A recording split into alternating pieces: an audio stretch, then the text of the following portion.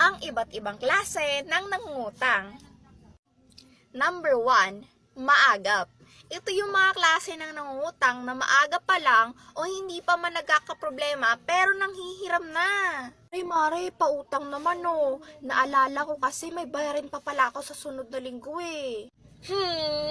Sa sunod na linggo pa pala eh. Bakit hindi ka muna pumasok? Ako naman Mare, ang dami mo namang kuda. Bakit hindi mo na lang kaya ako pautangin no?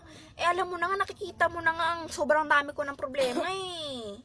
O diba, handang-handa sila mangutang, pero hindi naman sila naghanda mag-ipon para dyan sa mga bayarin nila. Naku! Number 2, mayat maya.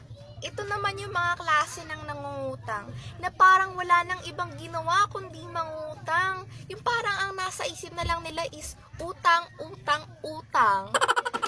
Mare, pautang nga ako. Isang itlog at saka isang tuyo.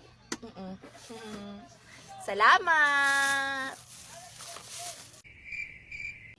Ay Mare, isa pang Nescafe. Salamat!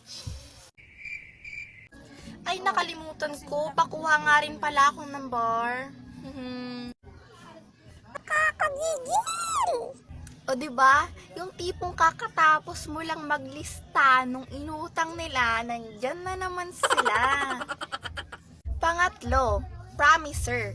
Sila naman yung mahilig mangako na babayaran ka pero hindi naman natutupad. Mare, pautang muna ng load. Kailangan kasi ng jowa ko eh. Bayaran ko na lang bukas ng doble, promise. Ako naman Mare, hindi ko naman kailangan ng doble. Ang kailangan ko lang maibalik ka agad sa akin. Kasi nga, alam mo naman Mare, niro-rolling-rolling lang namin yan. Ano ba Mare? Siyempre babayaran kita. Ako pa ba? Babayaran kita bukas. Doble pa nga ibabalik ko sa'yo eh. Ikaw talaga, ayaw mo ba nun? O diba? Sisilawin ka pa talaga nila sa doble. Doble daw. Pero hanggang sa hindi na maging doble yan at sasabihin pa sa'yo na kulang pa nga eh. Number 4, ninja.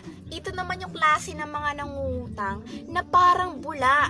Oo, parang bula kasi bigla na lang sila maglalaho kapag oras na ng bayaran. Mare, pahiram muna ako 3 short kasi budget ko eh. Bayaran ko na lang next week. Nasaan na kaya yun si Mare? Uy!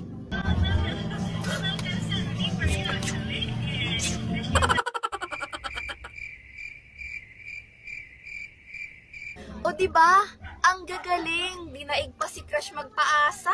Nako, diba? Ang gagaling mangutang. Pero kapag oras ng bayaran, mawawala yan.